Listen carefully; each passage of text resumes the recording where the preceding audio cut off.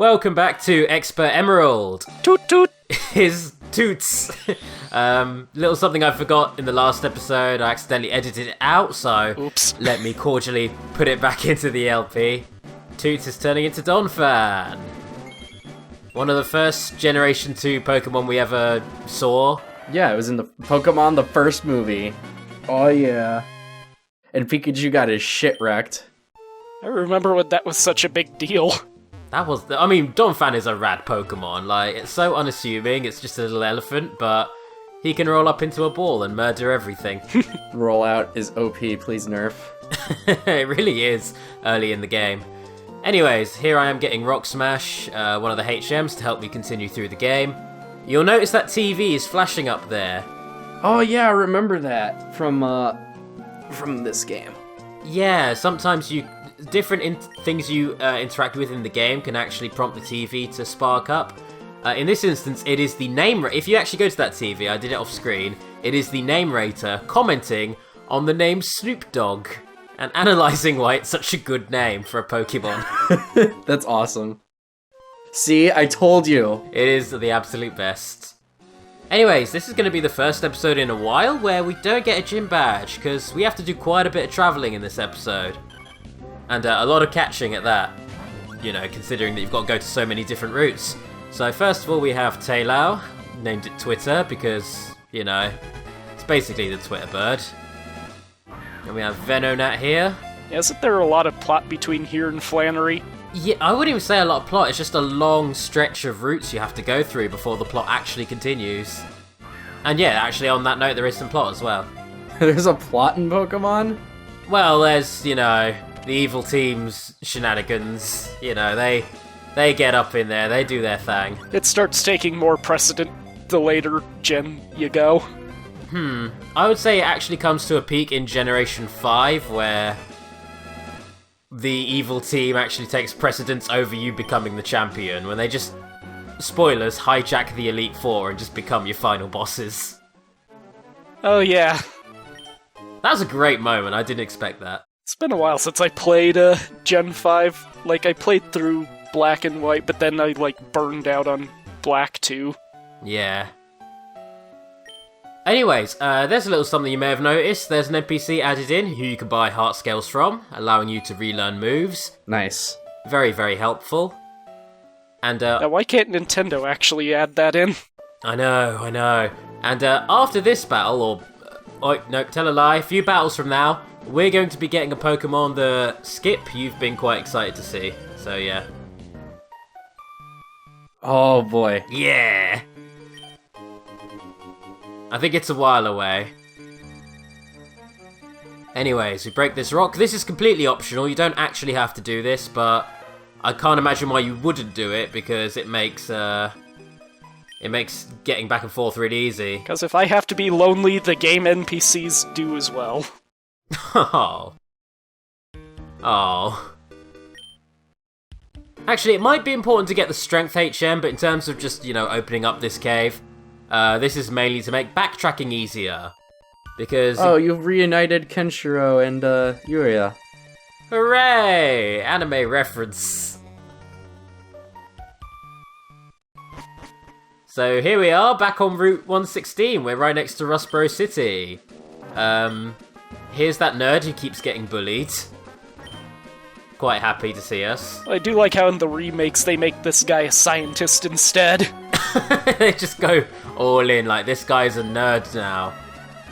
He gets locked up in lockers and he gets his head shoved into toilets. But then they double down making Team Aqua pirates and making Team Magma a bunch of, like, evil scientists, so I don't know where they stand with that one.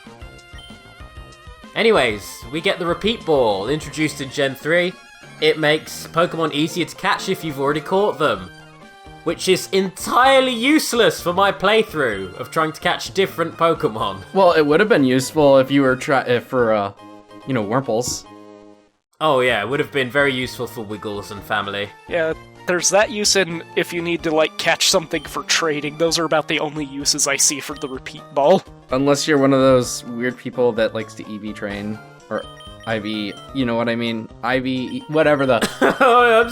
I'm sad because that's me. That's definitely me. Anyways, running back to the president, we get the XP share, which makes leveling up Pokemon so much easier for me. You're going to see a lot more evolutions in the next few videos now. And, Is it still the, it only goes to whoever holds it in this, or did they edit it to make it like the Gen 1, Gen 6 type? It's the way it was in the original game, so yeah, it's whoever you give the XP share to gets their experience. Nice. But anyways, tell you what, it's a good thing that you brought up EV and IV training, because this is the perfect place to do it. Here's an optional group of trainers, the Winstraight family, and once you've beaten them all, you get an item called the Macho Brace, which doubles how many EVs you get. For people who are completely out of the loop and don't know anything about EVs and IVs, Eevee is a Pokemon. okay. Oh no, the confusion is going to set in now. Basically, IVs are stats that are randomly generated for your Pokemon when you catch them, which are very slight modifiers on their stats, so no two Pokemon are the same. Makes every Pokemon a special snowflake. Something like that. By... oh no. Anyways, by... Oh, yes! Yep, double evolutions, including Hayabusa there. I'm gonna put EV chat on Bosch for a second. Hayabusa, right there, evolves into two different Pokemon. Ninjask, who's really fast and he's a ninja bug, and Shedinja, who has the best gimmick ever. Yeah, Shedinja is my favorite Gen 3 Pokemon ever. Yeah, if you hit Shedinja with anything that isn't super effective, a weather condition, or a status effect, it is invincible. You can't beat it. I named Shedinja Sans for that reason, because he has 1 HP, literally just 1 HP, but the difficulty is in actually hitting him. And if you can't do that, you are boned. So yeah, I thought that was a fitting name. Hayabusa is still Hayabusa though, that didn't change. Anyways, getting back to EV-IV chat, so IVs are your Pokemon's innate stats. You can breed mum and dad Pokemon together to actually improve the IVs, which is really awkward and difficult to do.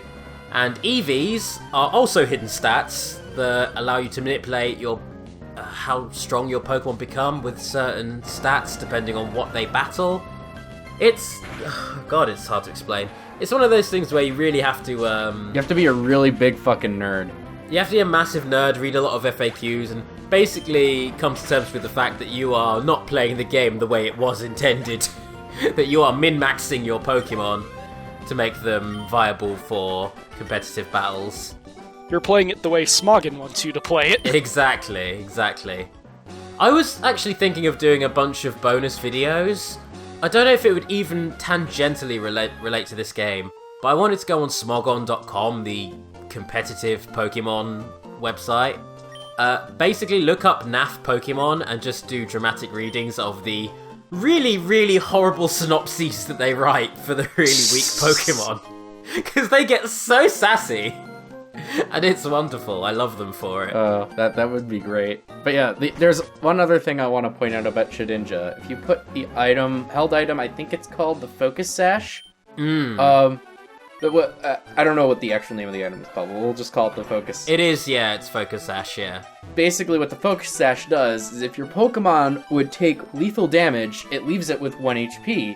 And since Shedinja has 1 HP to begin with, you basically give it a 2-hit clock. Wait, I didn't know you could do that. I thought the game would have a contingency plan where that wouldn't happen. Oh my god. Oh wow, that's OP. Oh jeez. It is very OP. I'm now thinking of new strategies for, my current Pokemon games. But of course, this doesn't apply to, like, Poison or Burn. Yeah, but Safeguards. You can put up the move Safeguard, make sure Shedinja's holding the Focus Sash, and then you can beat most anything if you get a chance to hit it. Can Shedinja learn Safeguard? I don't even know. I think it does. Oh, maybe so, but its partner definitely could in a double battle. My usual strategy was to use the Focus Sash to tank 1 hit and use Double Team. Oh, that's so mean! Oh my god! Oh, it does the job though, I guess. Let's see.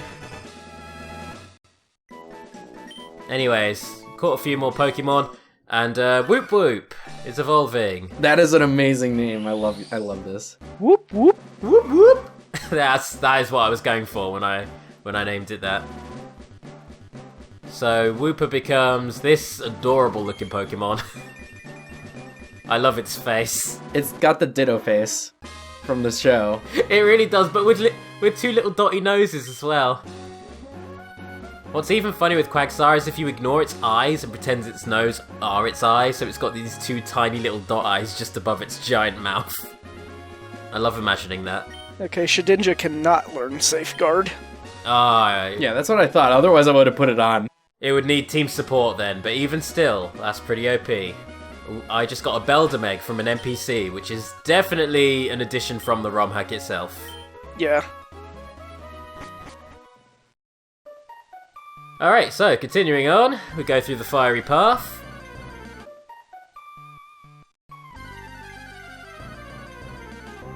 And here we have Houndour. Oh, that sprite looks really nice from Gen 2 to Gen 3. Yeah, I like Gen 3 Houndour. He looks pretty fly. And you know, I think I just kind of love Houndour in general and its evolution. They are angry skull dogs. Anyways, next up we have Vulpix here. Little fiery Pokemon with slight ghosty elements. Foxfire. Yeah. Then we have Growlithe, one of my all-time favourite Pokemon. Did you name your Vulpix Naruto? I should have done, but I didn't. I'm gonna have to fix that in post. I'm gonna have to go to the name rater and fix that. Anyways, here is Torkoal. I forgot that this Pokemon existed. And I'm gonna probably say that a lot for Gen 3. I forgot that this Pokemon was a thing. Yeah. Well, there are so many turtle Pokemon. Well, Torkoal has always been kind of, you know, bland. It's only in Gen 6 where it gets the ability to summon the sun just on arrival that it's now become really overpowered and frequently used again. That does sound ridiculous. Yeah, as soon as Torkoal's in play, it is now Sunny. Sunny forever. You know, a power that was previously reserved just for legendaries is now a thing Torkoal could just kind of do. And Pelipper with Rain, actually. It's pretty bizarre. Anyways, grabbing ourselves some berries. I really should edit out berry collecting, because I never use these damn things, but... But you gotta get them, they're there. You never know. They're right there, and they're shiny, they're like colourful, they're bright. If you don't get them, you feel like a butt. I'm sure someone would yell at me. Like, I get why they keep trying to continue it on in later generations, but really, they could probably just start replacing berries now. By the way, this is why I'll never do a Metal Gear Solid playthrough, because my attempts to just walk past those two trainers ended miserably, and in the end both of them ended up kicking the crap out of me. Oh yeah, and then this guy as well. Good job. My stealth ability is just not there today. I was having a rough time. You're back here? And apparently, due to my screwed up editing, I went back in time.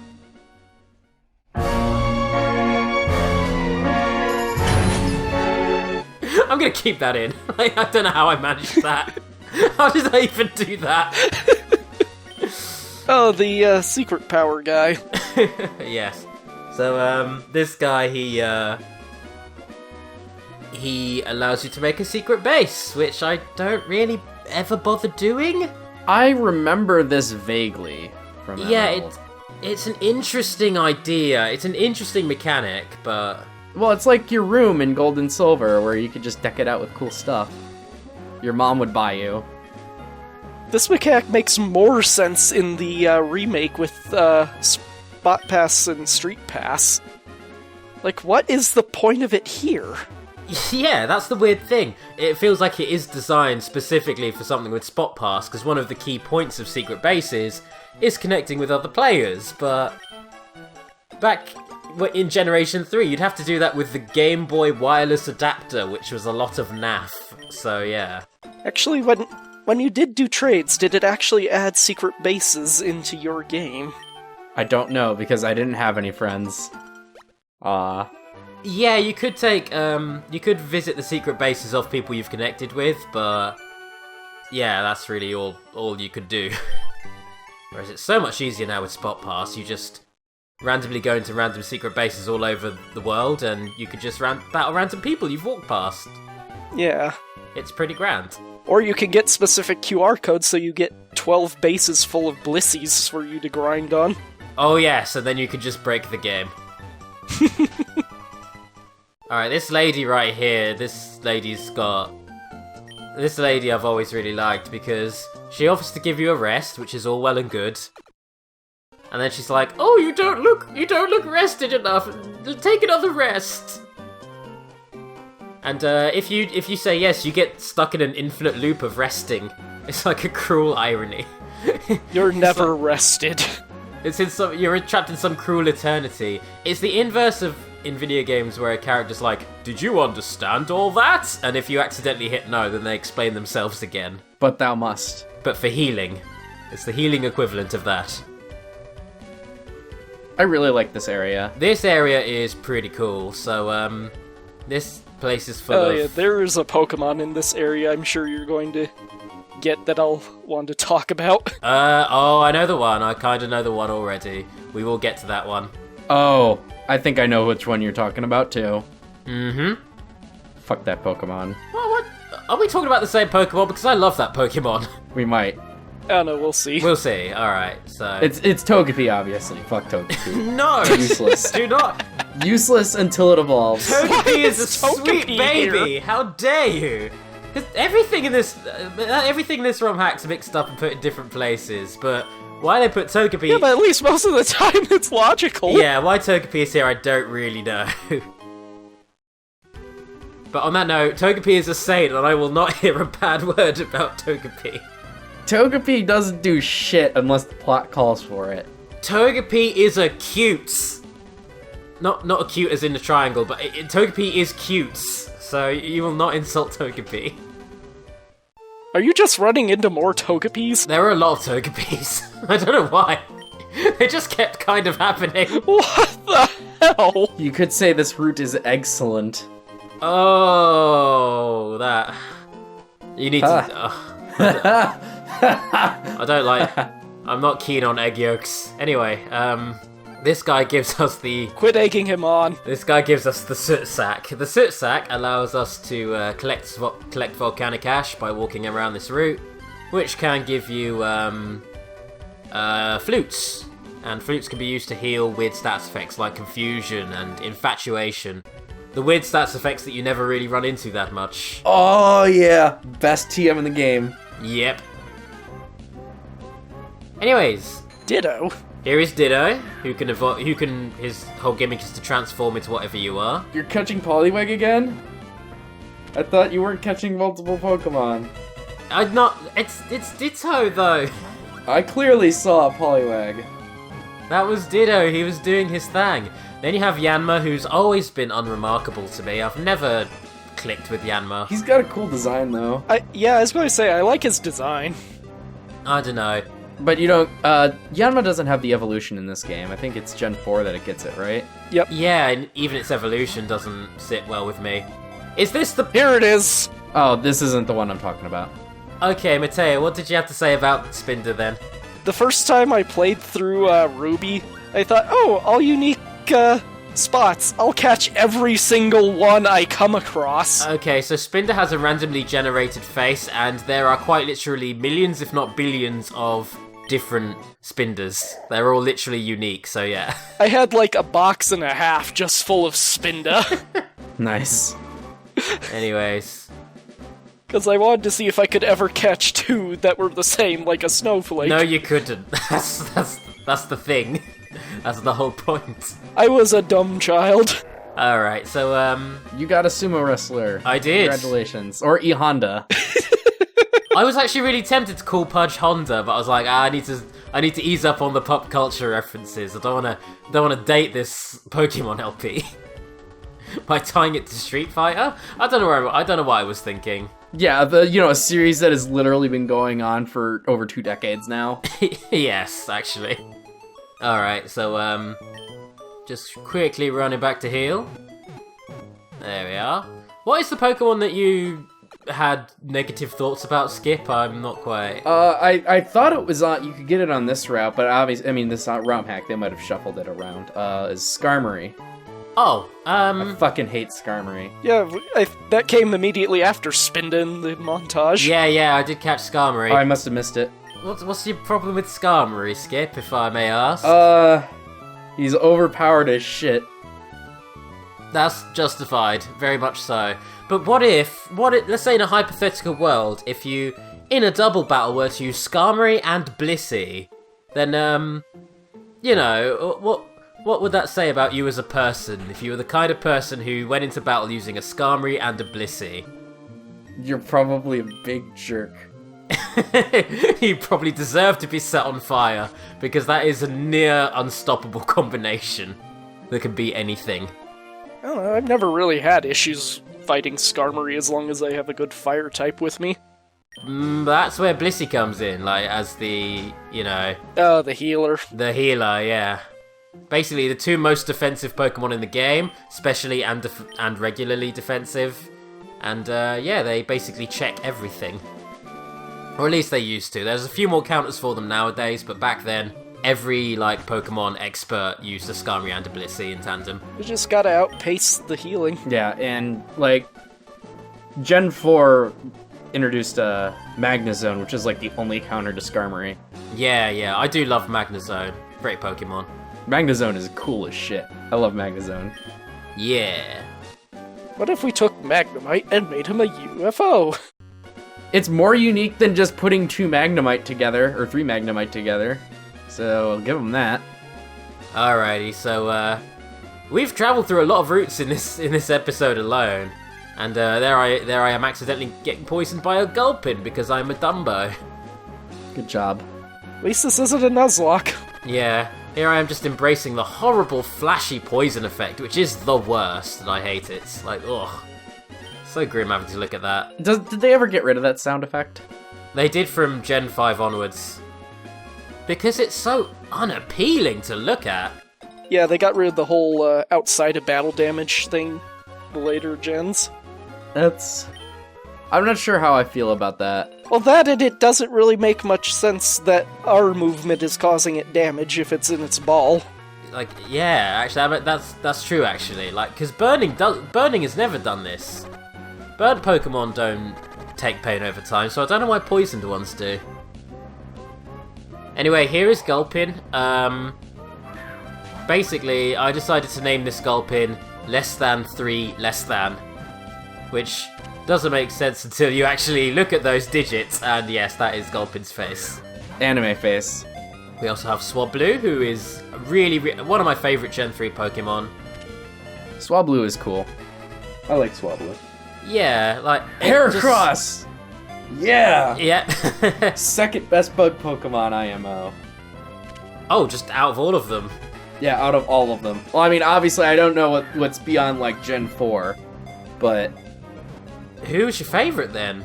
Tie for Scyther and Scizor. Good choice. Okay, that's solid. Good choice. Scyther if you want more speed, and Scizor if you want more power. Yeah, how about yourself, Mateo? Which Pokemon would you say is your favourite? Oh, my favorite's always been Blastoise. Oh, okay, classic. Mine is Joltik, which is a weird one to pick, but look how cute this fluffy baby is. This fluffy baby right here that's on the screen right now. Yeah, fluffy baby Beldum. I'm putting him on the screen with the power of editing. I love the fluffy baby. Also, I hatched that Beldum egg, and I decided to give it the coolest name ever. Terabyte, that's a good name. Yeah, because he's like an angry robot. On top of that... Though you spelled terabyte incorrectly. Wait, did I? Yeah, it's spelled with 1 R. Oh, but that's the pun. Terra with 2 R's means means Earth. Terra. It's a mix of terror as in terrifying and terabytes. Oh, okay, gotcha. Well, you could have just said terabyte. That was an excuse on the spot, but it actually kind of justifies it, and I'm quite proud of myself. Braligator is a basically water Godzilla. It's great. Yep. Great Pokemon who if you look at its name, its name is officially spelled wrong, and I love that. Because they couldn't fit the name for alligator with the Oh, with the character limit, yeah. with the character limit. So yeah, they just had to call it Fralligator. Gator. Fralligator. Go Gata. Like, I kind of wish that they'd put an if they could just put an apostrophe in there to make it look really southern. Like, them damn for alligators. I'd be happy with that. That golden alligator got my sister. Oh god, rest in peace. I don't think anyone would want to get got by a alligator. Anyway. No one wants to get got by a real gator either. Gators are just terrible all around. Why do we let them live? Because they make good pets. I've seen people that have gators for pets. Okay, well. They also make good handbags. They also taste good. Wait, really? That's what I hear. Gator does taste good. I have had gator. Okay, I'll take your word for it. I don't think I'll ever run into a situation in my life where I ever get to taste that. Only if you're in Florida. It tastes like a cross between fish and chicken. Okay. Anyways, that does bring us right near the end of the episode now. I decided to cut this off just before the big plot intrigue could kick in. This trader right here can go screw himself. I ain't fighting him because he's optional and he just kind of jumped me there. But he's also yodeling. Yeah, and I also hate people who yodel. So with that... Wow, rude. I'm out of here. See you all in the next episode. Bye. Bye. Bye. Unless you yodel, in which case unsubscribe and leave.